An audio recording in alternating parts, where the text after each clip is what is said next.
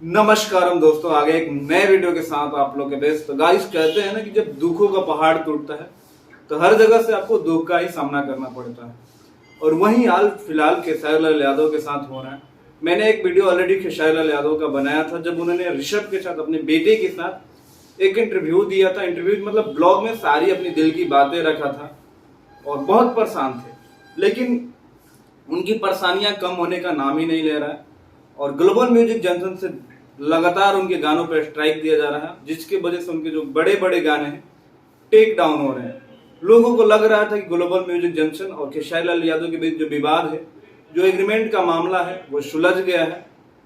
तो ऐसा कुछ नहीं है। हम इसी के बारे में बात करेंगे और क्या पवन सिंह खेसारी लाल यादव के सपोर्ट में आएंगे और खेसारी लाल यादव का जो एग्रीमेंट है खत्म करेंगे। तो आइए स्टार्ट करते हैं आज का वीडियो। सबसे पहले बात कर लेते हैं गाइस कि एग्रीमेंट क्या होता है। एग्रीमेंट ये होता है कि कोई भी चीज, एक पार्टिकुलर जो बंदा होता है, मैं आपके साथ एक एग्रीमेंट कर रहा हूँ कि मेरा कोई भी, जैसे मान लो मैं फोन बेचता हूँ तो मैं फोन आपको ही दूंगा, आपके थ्रू आप जिससे भी चाहो मार्केट में बेच सकते हो।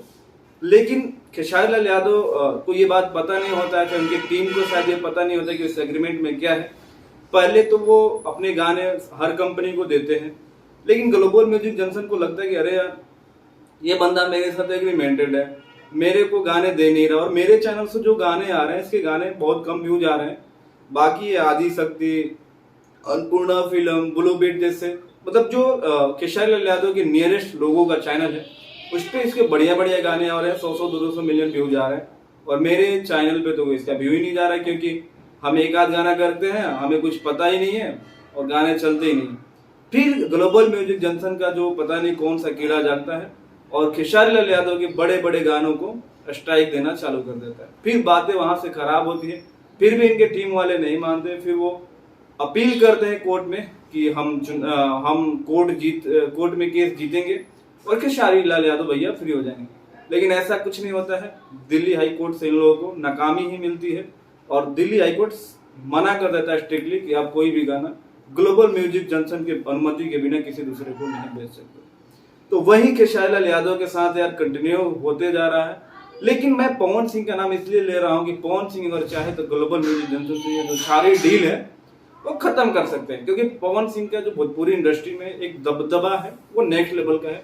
और वो दबदबा खेसारी लाल यादव को भी पता है और सबको पता है कि पवन सिंह जो चीज चाहे वो कर सकते हैं। क्योंकि अभी आप लोगों ने देखा होगा, जब चुनाव हो रहा था, चुनाव में बीजेपी के बड़े से बड़े लीडर, अपोजिशन के लीडर, इवन भोजपुरी इंडस्ट्री के सारे जो बड़े स्टार, रवि किशन, निरहुआ, मनोज तिवारी, उन लोगों ने एक शब्द भी पवन सिंह के बारे में नहीं कहा।